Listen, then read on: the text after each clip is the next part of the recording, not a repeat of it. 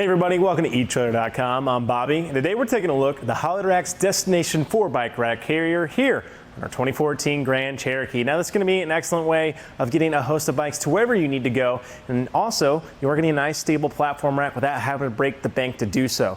You're going to get some nice little features on this guy, and in my opinion it is a little busy looking. It's not going to be the most stylish bike rack out there by any means. However, it is going to give you a lot of great contact points to make sure that our bikes are going to be transported safely and efficiently and get us to where we need to go. Now right out of the gate though, you are seeing, you're getting those 4 bikes on here. On the very end, that is adding a little length, so it's nice to let people know exactly where we are on the road. You're seeing those nice little white reflectors there. I don't think they're standard enough across the industry. I'd love to see them on more carriers. It's just nice to let people know exactly where we are when we're getting home from a late ride, or even on those long road trips as we're traveling. Can be great just to alert everybody to where we are on our road and on our vehicle. The cradles themselves aren't anything too crazy. Come about your standard 3-inch width there, so gonna fit most of your standard tires and mountain bikes. Of course, you're having these nice little strips in here. I do like the versatility of these guys. As you can see, you can change these knobs, they actually untighten them, and you can actually put them in these side holes here. So only little 2 kind of transpositions here for those, but it can really add to this carrier. And if you have longer bikes, smaller bikes, not gonna have any issue at all on making sure that they stay on this guy with no problem. And that really kind of brings us to the versatility of this guy. With a 35-pound capacity per bike, we're gonna have a lot of good times of getting most of our standard and mountain bikes up on here. And with these center mounts, as you can see here, they are adjustable, 360 degrees of variation here, which is great for us. So if you have a diagonal frame like ours today, no problem with that. Horizontal, or vertical, diagonal, any of them, not gonna have any issue at all of just rotating these guys and getting them in the right position. Those grooves themselves, of course, are nice to go ahead and try to squeeze your brake lines through. That way we're not having any kind of contact or friction rubbing against our frame, which is amazing for ourselves. And I really think this guy is a pretty versatile rack, especially for what you're getting with it. Now the only thing though, we do have frame contact here. As you can see, this center mass is what's holding our bike up on there. So if you're looking away, I'm getting carbon frame bikes to the trailhead with you. Unfortunately, not gonna be a great option as that will warp and deteriorate your frame.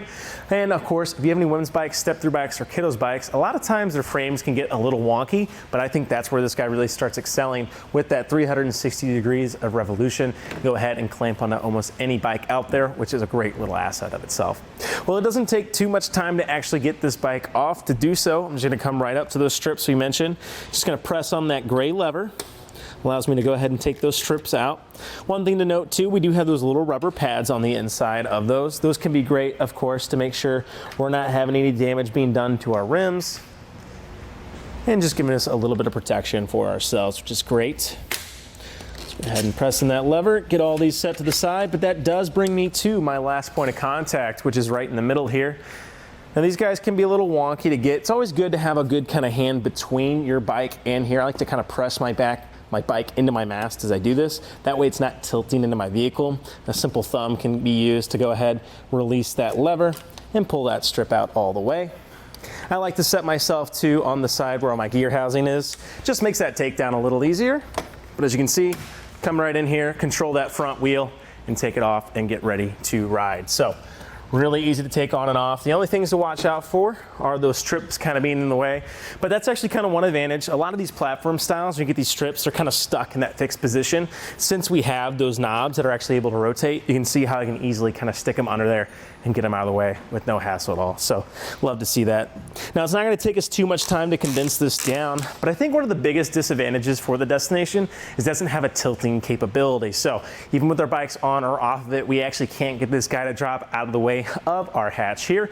However, we do have a way of actually dropping this center mass to allow us to access the back of our vehicle. To do so, I'm just going to come right here to this side knob, open this guy up, take this arm out to the side, and bring our arm down to follow it. So right here you can already see now, definitely not going to have any issue at all.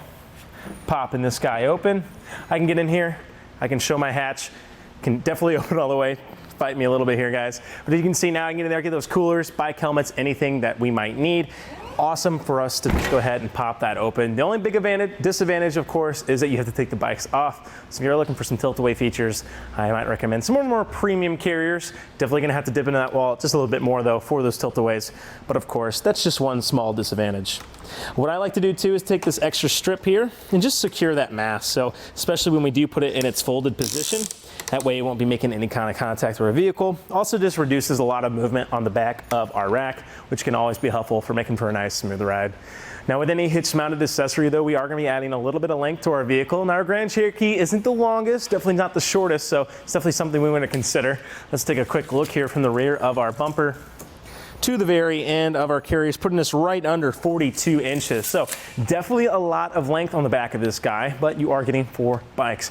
So that's definitely a big advantage. So just gonna have to weigh those. Now before we do collapse this down and show us how we can do that, I wanna go ahead and give us a quick little clearance measurement. As those front wheels go up, the back will go down, and so will our hitch mounted accessories. Looks like our furthest point is gonna be our wings here today. So from the ground to the tip of our wings here is putting us right at 25 1/4 inches. So definitely not something I'm gonna be too worried about. Not going to be, too low. We aren't sitting too far from our hitch. Just be careful if we have any very steep terrain or you're going to do a little off-roading in the Cherokee or the Grand Cherokee, as you say. Just be a little conscious of it. But we do have a way of quickly shortening down that length. Remember, we're about 42 inches or so. So definitely want to have a way of shortening it down. And lucky for us, we have a quick little solution to do so. We have this little retaining clip we just want to pop out, and then this little hand knob is going to go ahead and loosen up our bolt on the inside here. And now I can simply walk my mast up. That safety cable is going to hold it right there for me, which is perfect because I can walk right back up, align my pin. You don't want to go all the way. It kind of sits about, just a few inches right before all the way it goes down, or up, I should say. We're just going to go ahead and hand tighten that. I want to make sure it's nice and secure. As you can see, that really does a good job of taking all of the play out. We're not going to be feeling this. It's not going to be rocking up against our car at all. It's just going to be nice and secured, ready to go. But you can see we already shaved down a ton of that space. Remember, we are getting 4 bikes up on here. So let's go ahead and see what we're working with. From the rear of our bumper to the very end now, looks like our wings are going to be our furthest point here, and right at 16 1/4 inches already. Almost about 30 inches saved. So love to see that. Really shortening this down now. Don't think we're gonna have any issue getting this in the garage or those tight parking places, at least wherever we are on our trips. Now, one thing to take note though, we are sitting a little bit high here on our Grand Cherokee. Now it's great because it's not actually impacting our vision while we are driving. A couple things to look at though. Our backup camera is kind of right here. So we are gonna get a little gunked up there just with a bit of our carrier in the way. Kind of nice though, we can still have some pretty good viewing holes. Don't think it's gonna bother us too much. And of course, our taillights on the side are pretty well off to the end. So I don't think we're gonna have any issue with those guys. The only thing I'd watch out for though, if you have very big tires on the very end, blocking those can start adding up. So let's just be conscious as we are adding our bikes. But with us being so far away too, I think we're gonna have plenty of light emitting behind us. So that's gonna be awesome. Moving our way on the inside though, you can see we do have a 2-inch shank here today. And that allows us to use our 2-inch hinges, of course.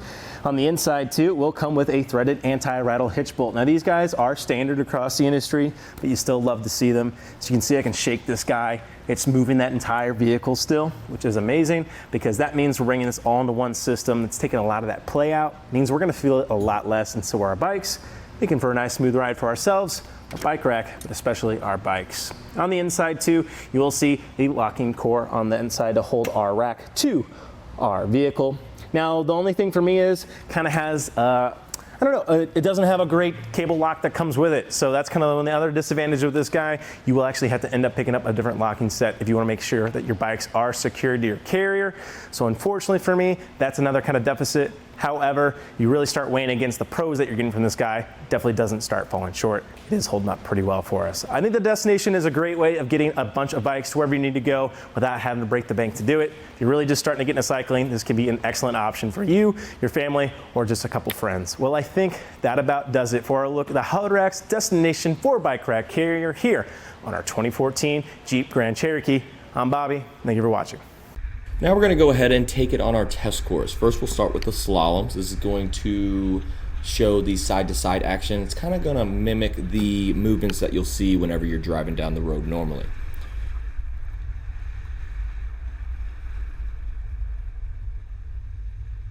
Now we'll have the alternating speed bumps. This is going to be more so like the uneven roads and some of that uneven terrain you might be traveling on, and see how it holds up.